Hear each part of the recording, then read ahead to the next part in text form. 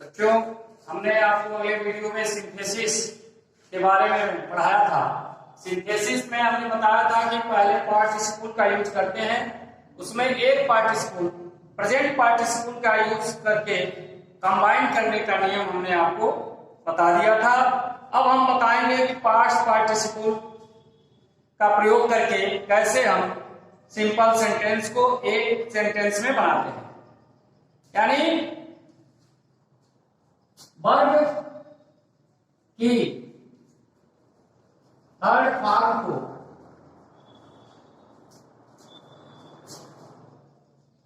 Past participle कहते हैं।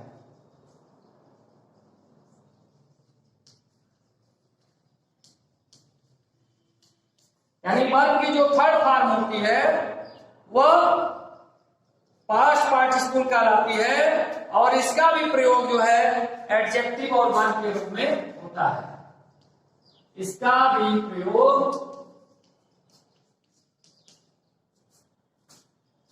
Adjective तथा वर्ब के रूप में होता है।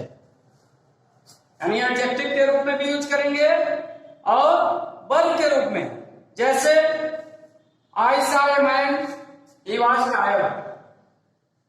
पहला आई सॉ ए मैन और दूसरा वाक्य है ही वाज टायर्ड। ठीक है। इन एडजेक्टिव के रूप में कैसे यूज हो रहा है देख लीजिए। तो देखिए, आई सॉ ए मैन, मैंने एक व्यक्ति को देखा, ही वाज टायर्ड, वो थका हुआ था। उसकी एडजेक्टिव मतलब क्या होता है? विशेषता। उस व्यक्ति की विशेषता क्या है? थका हुआ है।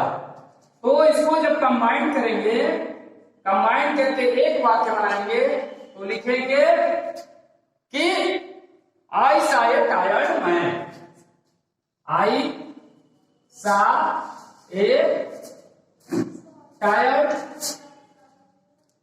मैन, मैंने एक थका हुआ व्यक्ति देखा। और वर्ब के रूप में भी होता है, जैसे वर्ब के रूप में कैसे हो जाता है? जैसे पहला वाक्य है आपका आई saw a boy in the college. I saw a boy in the college. फिर दूसरा वाक्य इसमें he was punished by the principal। he was punished by the principal। ये दो वाक्य है। आई saw a boy in the college, मैंने एक लड़के को कॉलेज में देखा। he was punished by the principal, वह प्रिंसिपल के द्वारा दंडित किया गया था। तो इसको हम ऐसे भी बना सकते हैं कि I saw a boy punished by the principal in the college. यानी कंबाइन जब करेंगे तो ये हो जाएगा आई सॉ ए बॉय। ठीक, I saw a boy punished by the principal,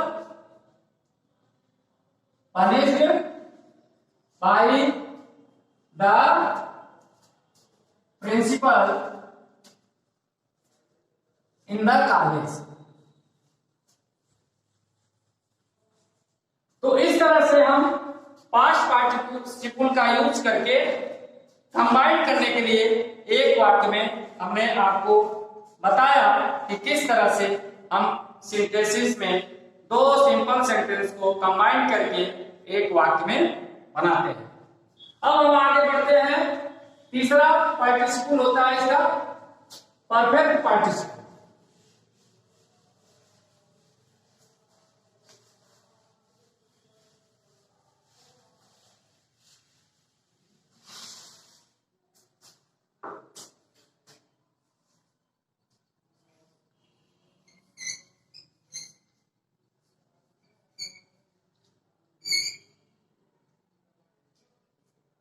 use of perfect participle. ये क्या होता है, देखिए वर्ब की थर्ड फॉर्म जब एक कार्य पूर्ण रूप से समाप्त हो जाए, दूसरा प्रारंभ हो जाए, तभी हम इसका प्रयोग करते हैं। यानी वर्ब की थर्ड फॉर्म जब एक कार्य समाप्त हो जाए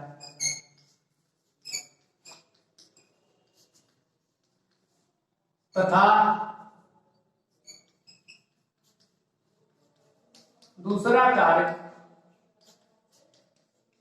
प्रारंभ हो जाए,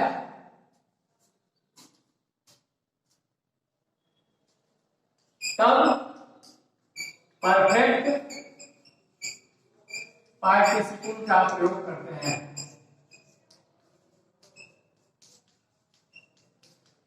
प्रयोग करते हैं। और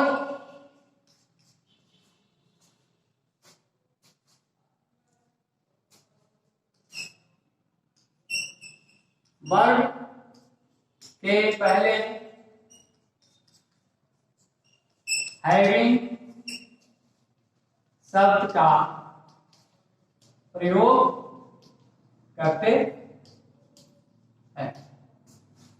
जैसे यानी इसमें क्या होता है, एक कार्य पूर्ण रूप से समाप्त हो जाता है, पूरा खत्म, और दूसरा शुरू, तब जो है हम इसको परफेक्ट पार्टिसिपल का प्रयोग करके कंबाइन करते हैं।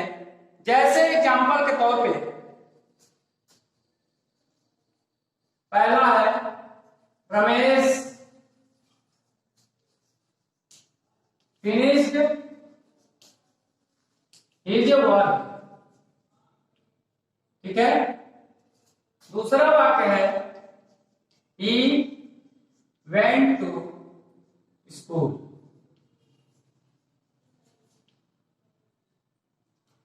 Ramesh finished his work, he went to school. तो दो काम इसमें है, समझ रहे ना।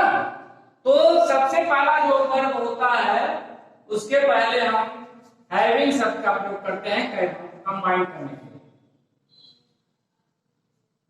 हैविंग फिनिश्ड हिज वर्क, उसके बाद कॉमा लगा देते हैं, Ramesh went to school. Ramesh went to school. और इस तरह से जो है ये आपका पार्टिसिपल का प्रयोग समाप्त हो जाता है। अब आता है इंफिनिटिव का प्रयोग करके वाक्य को सिंपल बनाना।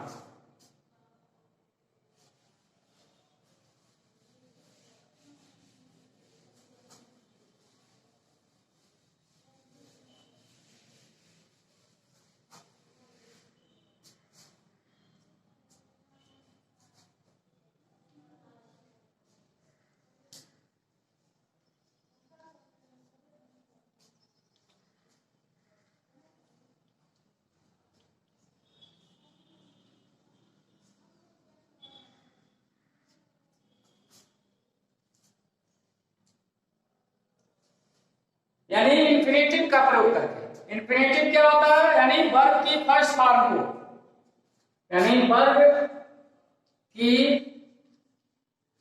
फर्स्ट फॉर्म के पहले टू शब्द जोड़कर बनाया जाता है, जिसका अर्थ ना, नी, ने से निकलता है। उसे infinite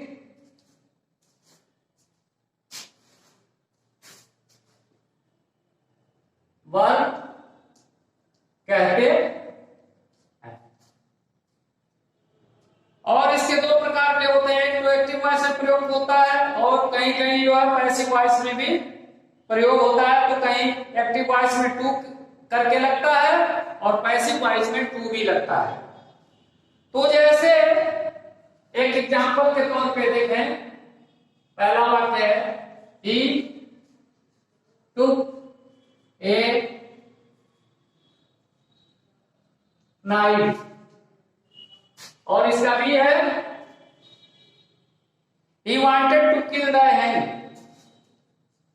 he wanted to kill the hen। तो इसको हमको कंबाइन करना है। he took a knife, उसने एक चाकू निकाला, he wanted to kill the hen, वह मुर्गी को मारना चाहता था, जान से मारना चाहता था। तो हम जब इसको कंबाइन करेंगे तो कंबाइन करते समय he took a knife जो वाक्य दिया है उसको हम सबसे पहले लिखेंगे he took a knife to kill the hen।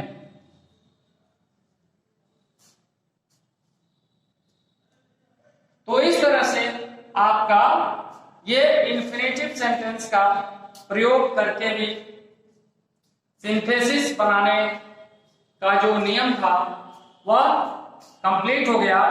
अब अगले वीडियो में हम आपको आगे कुछ और नियम है उसको बताएंगे कैसे सिंथेसिस बनाया जाता है।